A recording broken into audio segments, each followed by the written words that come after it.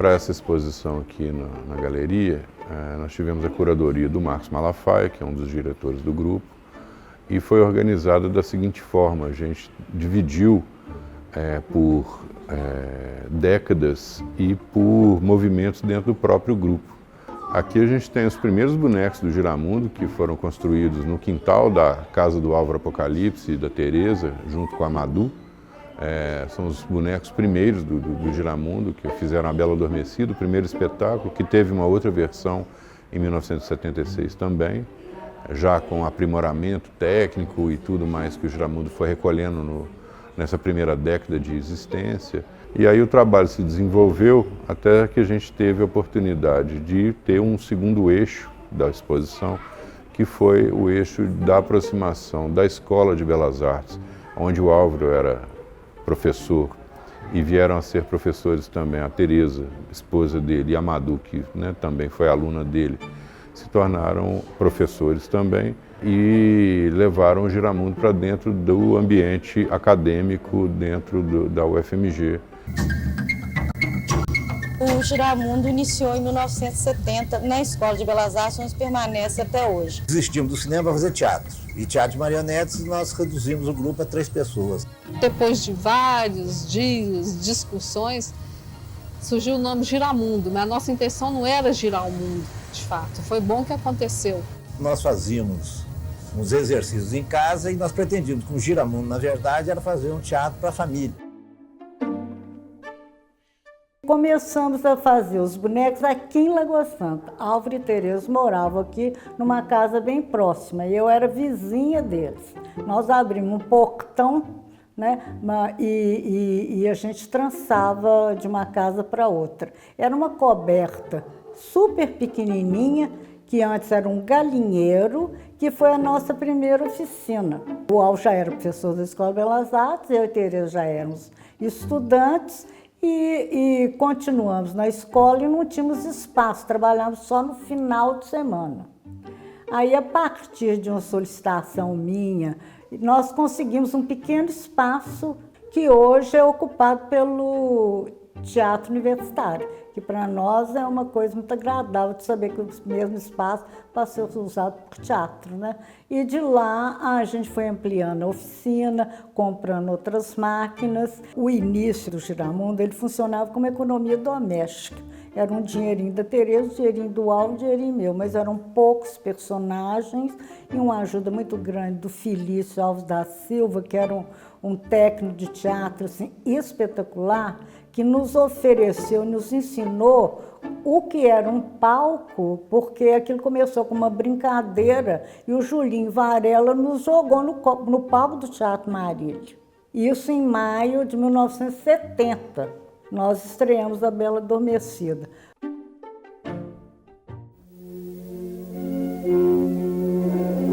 Então fizemos nosso primeiro espetáculo, que produzimos no segundo semestre de 70, e estreamos no mês de maio de 1971 no Teatro Marília.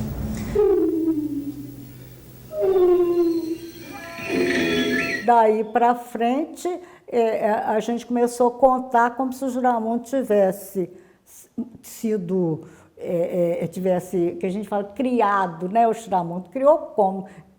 As coisas não acontecem assim. Nós começamos a fazer um boneco aqui, tanto é que a primeira boneca que nós fizemos com uma técnica muito rudimentar era para ser a fada do castelo, era tão feia que ganhou um bigode e virou o guarda do castelo da Bela Adormecida.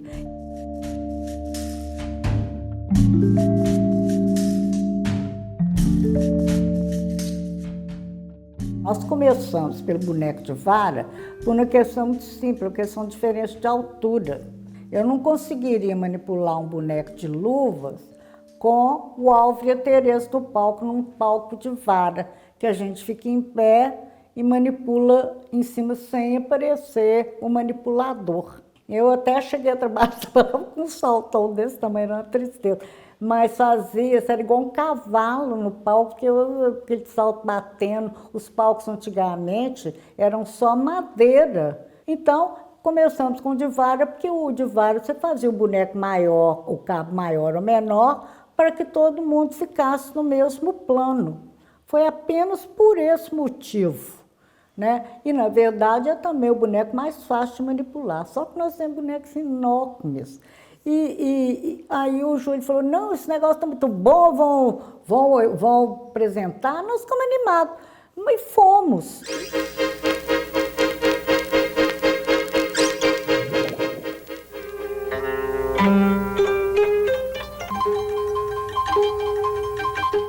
Quando nós fizemos retábulo, nós tivemos pela primeira vez uma música que era do espetáculo, uma música de Manuel de Falha. Então nós nos entusiasmamos muito por aquilo. E através do Zé Adolfo nós conhecemos um grande compositor que infelizmente já morreu, um compositor baiano que vinha trabalhar no Festival de Inverno, e ele se interessou pelos bonecos e fez a música de Cobo Honorato.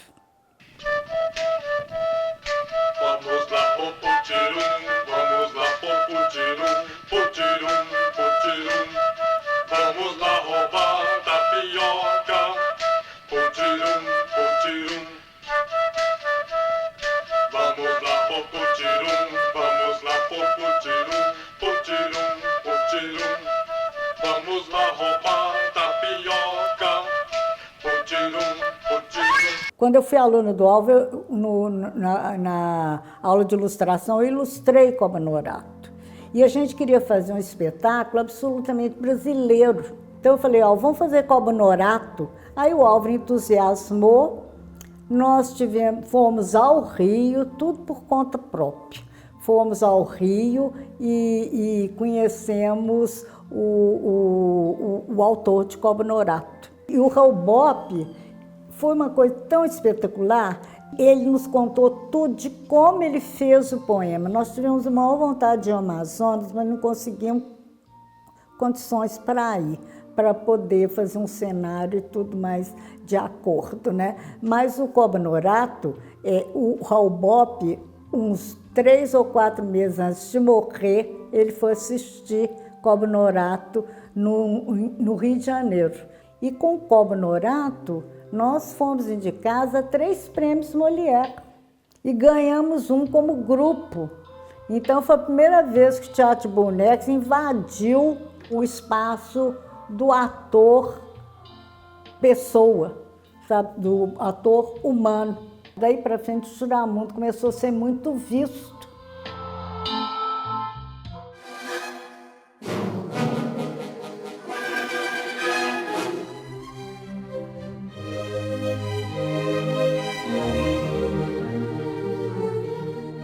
Nos anos 90 a gente tem muitas montagens também emblemáticas, né? Tem o Pedro Lobo, que acho que é uma peça que marca um momento importante do Giramundo, que é onde o Giramundo se propôs a ocupar espaços não convencionais para poder fazer um grande encontro com o público. Essa peça se tornou o maior sucesso de público do Giramundo de todos os tempos, de apresentação, de contato com as pessoas as quais o Giramundo queria atingir. Tivemos vários outros tipos de experimento, né, com óperas, com cinema, com vídeo. E aí a gente entra nos anos 2000, especialmente com um olhar muito faminto e muito disposto à contribuição da nova diretoria do Giramundo. E isso é uma coisa muito única dessa exposição, que até então a gente não teve oportunidade de fazer uma exposição que contribuía com esse olhar, que depois que a gente infelizmente perdeu o nosso mestre, Álvaro Apocalipse, nós já temos aí um período longo de existência, onde a gente produziu várias montagens, vários experimentos, vários trabalhos de outras naturezas que não fossem o teatro e que estão aqui expostos para o pessoal poder acompanhar como que o Giramundo de hoje pensa, que direção ele está tomando, e que saúde temos atualmente.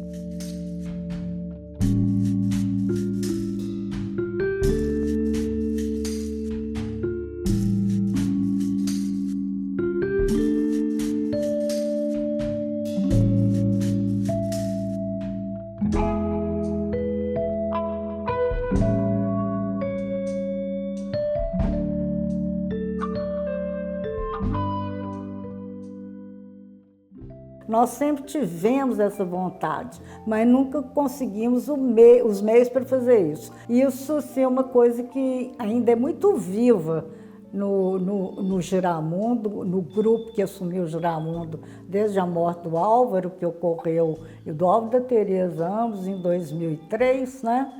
E que me deixou bastante abalada, sabe? Eu já não estava participando tanto, mas sempre que eles precisam, eu estou presente. De qualquer forma, é a minha história, né? Nós temos um teatro de repertório bastante múltiplo, né? Que o nível continua igual, com a Beatriz, o Chuchu e o Liz, que continuam com essa curiosidade, né? O desejo de pesquisa, em vez de só ficar repetindo a mesma coisa. São 55 anos que o grupo está ativo, 55 anos que o grupo experimenta e pesquisa o teatro de bonecos, e mais que isso, pesquisa a maneira de se trabalhar com o boneco, não só de construir os bonecos.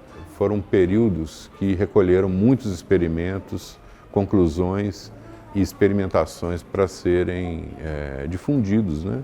Acho que o Giramundo é um grupo que precisa ter uma distribuição do conhecimento que ele gerou e pesquisou para que ele seja mais de todos, né? Então, eu acho que uma exposição ela contribui principalmente com esse fator, que é integrar mais o público ao Giramundo.